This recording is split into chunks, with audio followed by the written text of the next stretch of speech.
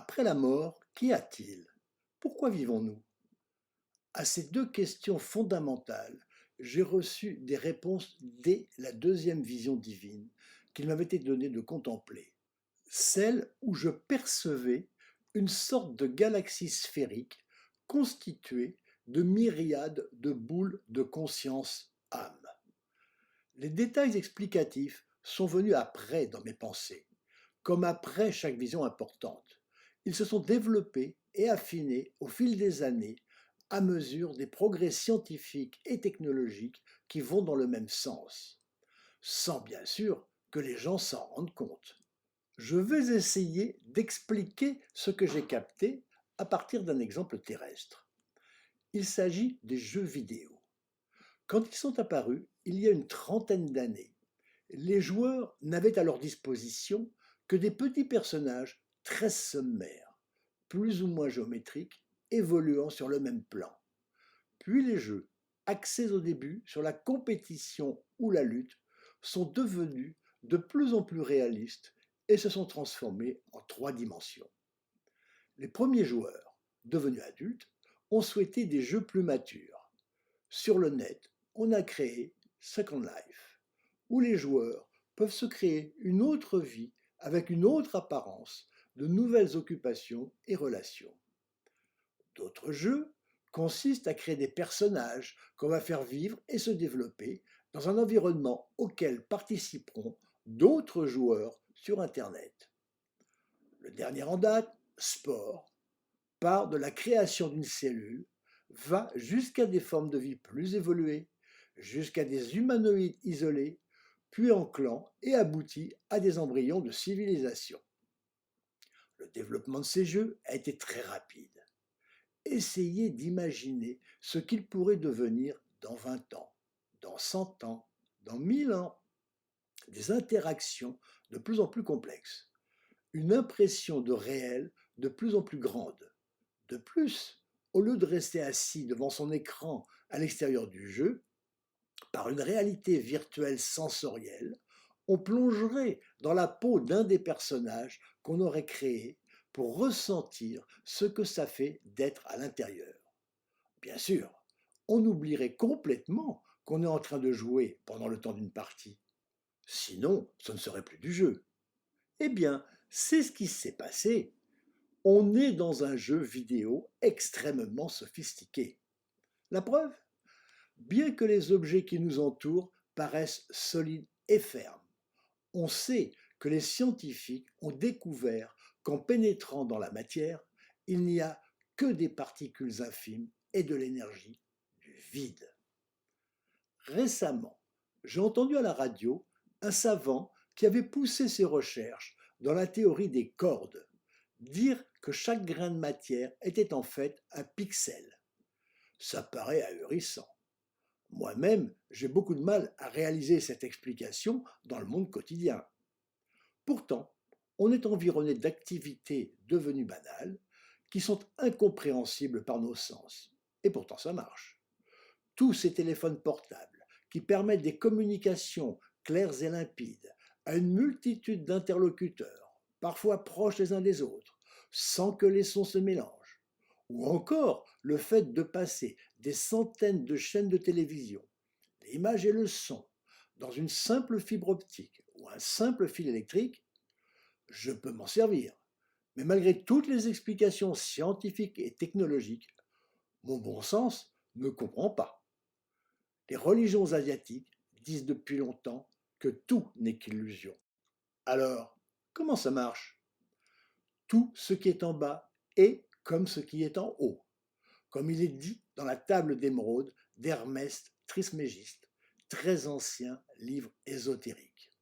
À savoir que les principes, les pulsions, les envies qui animent et que ressentent les êtres vivants, et tout particulièrement les humains, sont les mêmes à un autre niveau que ce que ressent et qui structure le divin, un et multiple à la fois, comme je l'ai perçu dans cette deuxième vision.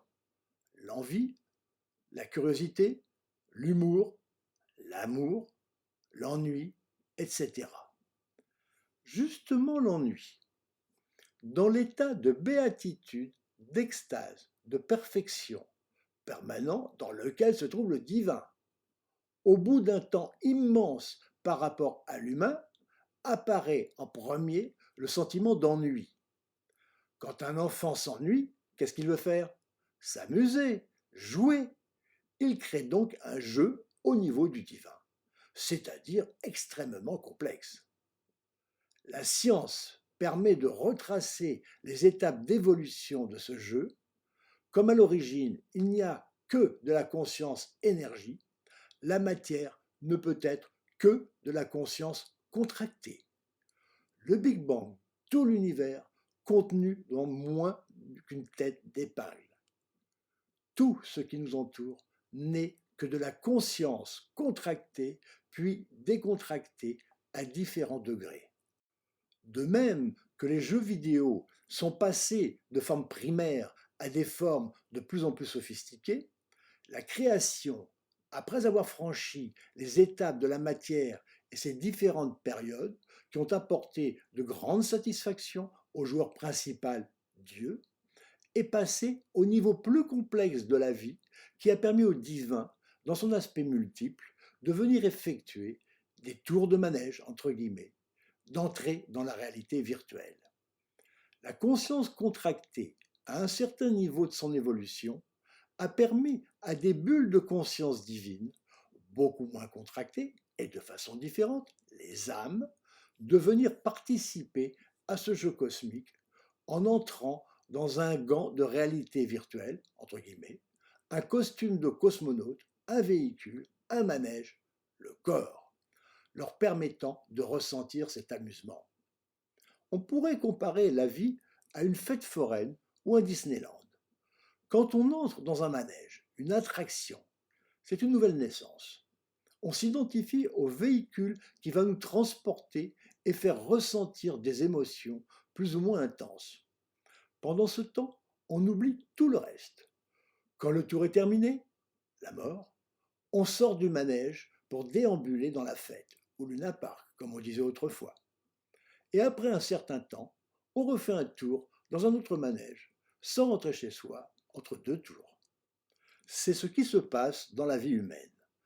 Quand notre conscience entre dans un corps qu'elle croit être elle, elle vient faire un tour de manège. La vie dans toute sa complexité. Certains scientifiques affirment que la conscience est générée par les pensées. Je pense, donc je suis. Ils ont raison. Pour un certain niveau de conscience, la conscience quotidienne du jeu matériel. Mais ces gens-là n'ont jamais expérimenté les niveaux de non-pensée bien connus des yogis. Il n'y a pas de pensée, et pourtant la conscience est particulièrement éveillée. On parle même d'éveil. J'appelle cet état la surconscience, qui comprend aussi des niveaux différents, se traduisant par une intensité extatique plus ou moins grande. Je ne m'en rends compte qu'en redescendant de niveau. Tous ces niveaux se situent entre la 5e et la 9e dimension, celle de la vacuité et de l'extase la plus intense, l'extrême qu'un être humain peut atteindre par lui-même en suivant généralement tel ou tel enseignement. Quand j'ai été appelé dans la 10e, vu d'ici car en réalité c'est la première, l'intensité extatique de ma conscience était au-delà de toute description. C'est de là que nous venons. C'est le royaume de Jésus qui disait qu'il n'était pas de ce monde. Donc les tours de manège, c'est ce qu'on nomme la réincarnation. De nombreuses traditions dans le monde y font référence. Au Tibet, le Dalai Lama est choisi en reconnaissant chez un tout petit enfant des signes qui montrent qu'il est bien le défunt réincarné. Par exemple, on lui propose un ensemble d'objets divers et de lui-même, il choisit ceux qui lui ont appartenu dans sa vie précédente. Plus près de nous, une amie de longue date, Marie-Noël, m'a raconté que quand elle était petite, de bébé à 5 ans, elle était réveillée la nuit par un cauchemar récurrent. Elle était un homme dans une mer agitée. Un gros vaisseau à voile arrivait sur elle et allait la noyer. Elle savait qu'il s'agissait d'une bataille navale. Trafalgar. Ces cauchemars se déroulaient bien avant qu'elle fût en âge de l'avoir appris dans les livres ou à l'école. En ce qui me concerne, j'ai une marque de naissance café au lait circulaire d'environ 2 cm de diamètre sous le sein gauche à la hauteur du cœur. Dans mon dos, en droite ligne, se trouve une autre tache, noire celle-là, avec des poils qui en sortent. On dirait la cicatrice d'une balle qui serait entrée en biais de face pour ressortir derrière après avoir transpercé le cœur. Curieusement, en regardant la tache noire dans un miroir, je me suis aperçu qu'elle évoque la carte de France. Or, il y a longtemps, j'ai fait un rêve particulièrement intense qui m'a fortement marqué. Il se déroulait pendant la guerre de 1914-1918. Je portais l'uniforme bleu horizon de l'armée française et je me voyais courir baïonnette au canon au milieu d'une charge offensive. La terre était ravagée et on voyait poindre des baïonnettes de soldats enterrés vivants dans des tranchées. Où va-t-on quand on a fini le tour de manège, qu'on est mort? Dans la 5e dimension. C'est celle du paranormal, des fantômes, des transmissions de pensée, des voyances, des prémonitions, des prophéties. Ce n'est pas le retour à la maison. Comme dans une fête foraine, il y a diverses sortes de manèges, de types de vie, des calmes comme la grande roue, des agités qui secouent dans tous les sens et des effrayants comme le train fantôme. De même, il y a des techniciens qui viennent organiser, contrôler, diriger à tous les niveaux. Tous les hommes ou femmes importants de l'histoire de l'humanité, les bons comme les méchants, Néron, Napoléon, Hitler, Staline, etc., ou les prophètes, étaient des techniciens, entre guillemets, chargés d'orienter le jeu dans une direction ou une autre, bien que probablement ils n'en aient pas eu conscience. Les bons ou les méchants, les anges ou les démons, sont chacun d'entre nous à diverses périodes de la vie sans qu'on s'en rende forcément compte. L'officier SS qui martyrisait les prisonniers dans les camps d'extermination en démon professionnel devenait le soir un ange pour sa famille et ses enfants. Moi-même, j'ai probablement fait souffrir des jeunes filles amoureuses de moi dans mon jeune temps.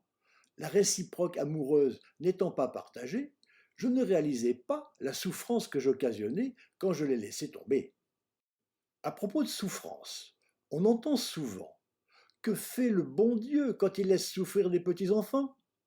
D'abord, Dieu n'est ni bon ni mauvais, il est tout. Pour comprendre la souffrance, il faut connaître la finalité du jeu. Quand on s'amuse, on veut éprouver des sensations différentes de celles qu'on a d'habitude à la maison. Sinon, à quoi bon si c'est la même chose?